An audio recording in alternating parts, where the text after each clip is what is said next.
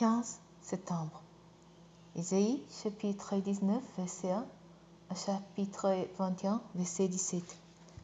Oracle sur l'Égypte. L'Éternel monte un nuage rapide, il arrive en Égypte. Voici qu'à son approche, le Dieu d'Égypte se mettant à trembler et le peuple égyptien perd tout courage. Je dresserai les Égyptiens les uns contre les autres, déclare l'Éternel. Ils se feront la guerre, qui contre son parent, qui contre son ami, cité contre cité, et province contre province. Les Égyptiens perdront l'esprit et j'anéantirai leur politique. Ils iront consulter leurs sorciers, leurs idoles, ceux qui évoquent les mots et les devances. Je livrerai l'Égypte aux mains d'un maître doux. Un roi puissant dominera sur Rose. L'Éternel le déclare, le Seigneur des armées célestes. L'eau de la mer se séchera, le fleuve se tarira et son lit sera sec.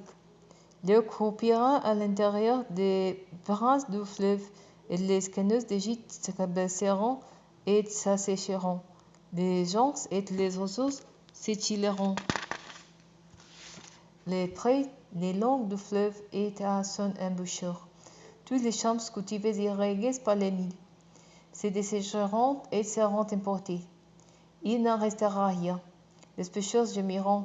Tous ceux qui jetant la maison dans le Nil se lamenteront.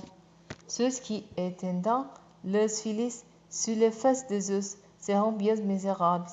Ceux qui travaillant les fins liens seront couverts de honte. Ceux qui les peignant et qui les tissant deviendront blancs de peur. Tous les grandes épées seront tous les bateaux et tous les ouvriers seront découragés. Les princes des soins ont perdu leur raison. Les sages qui conseillant les pharaons d'Égypte, formant un conseil d'insensés. Comment osez-vous dire au pharaon, nous sommes des disciples des sages, des disciples des anciens rois, ou sont-ils maintenant tes sages conseillers? Qui te déclarent donc et te fassant savoir ce que le Seigneur des armées célestes a décrété contre l'Égypte? Les princes des soins sont dépourvus des sens et les chefs de Memphis sont tous dans l'illusion. Eux qui étant chargés de diriger l'Égypte, ils la font s'égarer. L'Éternel l'a versé parmi les Égyptiens un esprit de vertige. Eux, ils les garant en tout ce qu'il fait comme un ivrogne qui s'égare dans ce qu'il a vomi.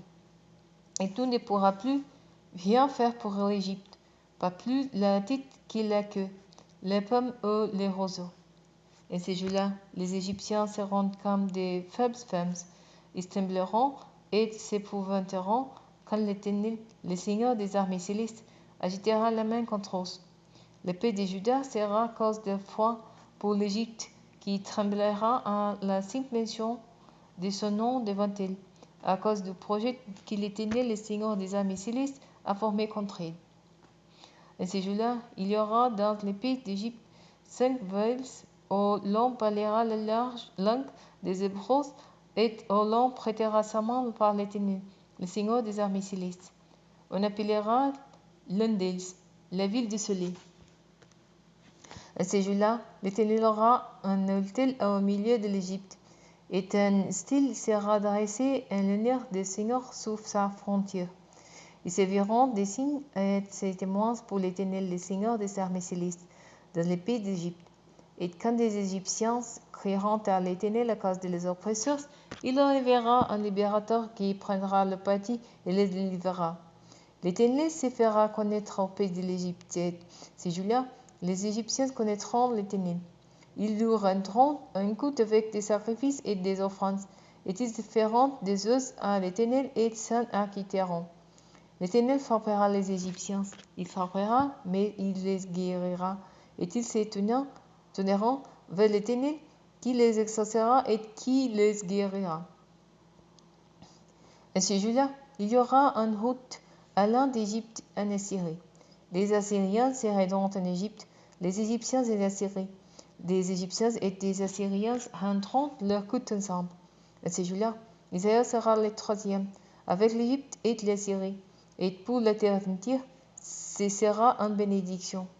Et l'Éternel, le Seigneur des armées célestes, les bénira, disant, béni soit l'Égypte, mon peuple, béni soit l'Assyrie, mon œuvre, et Israël, qui m'appartient.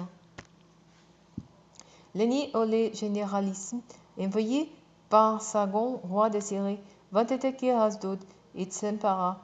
L'Éternel parla par l'intermédiaire d'Ésaïe, fils d'Amos, et dit, va, détacher les bites des toiles, des sacs qui couvrent tes hanches et retirer tes sandales.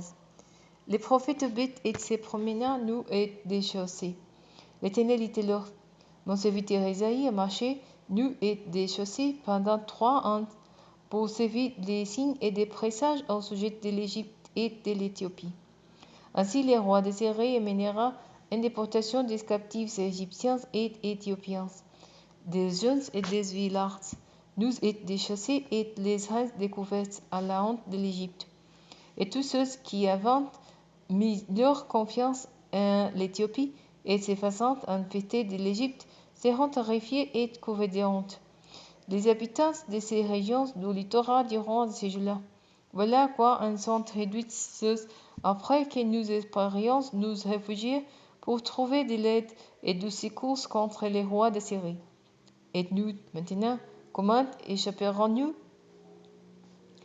Oracle sur les déserts maritimes. Tel l'ouragan traversant le Negev. L'invaseur vient du désert, d'un pays redoutable. Une révélation terrible m'a été faite. Oh les traîtres, les destructeurs détruits. Attaquez les Élamithes, assiégez-vous les Médes. Je vais faire cesser tous les gémissements.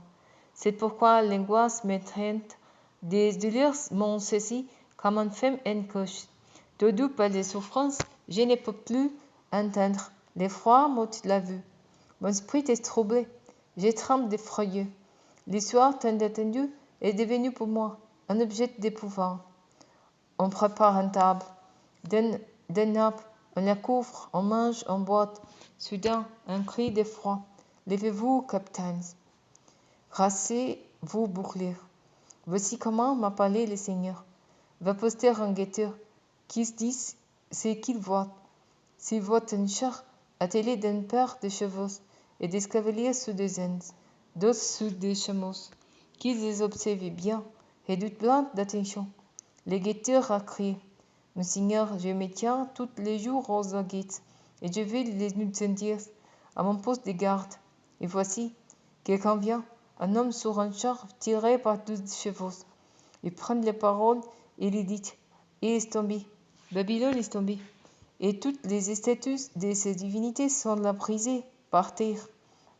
Ô toi, mon peuple, qu'on a battu comme du grain sur l'air, ce que j'ai entendu de l'Éternel, le Seigneur des armées célestes, je vous le déclarer. Oracle de Soudouma, on m'a crié d'essayer. Voleur, que dis-tu de la nuit? Voleur, que dis-tu de la nuit? Et les voleurs répondent, le matin vient, et la nuit vient aussi. Si vous voulez poser des questions, posez-les. Revenez, oui, venez à nouveau. Oracle sur l'Arabie. Aux caravanes de Dédan, vous passerez la nuit dans les forêts de l'Arabie. Allez à la rencontre de celui qui a soif et portez-lui de l'eau. Habitants des Thémas, allez au-devant des fuyards avec du pain. Car ils se sont enfuis devant les épices des gagnés et devant l'arc bandit, devant les combats violents. Voici comment le Seigneur m'a parlé. Dans un délai d'un comté comme l'un compte, l'année d'un mercenaire, toute la gloire de Kédar sera anéantie. Et il ne restera qu'une poignée infime d'arches et de guerriers chez les gens de Kédar. Car l'Éternel, le Dieu d'Israël, a parlé.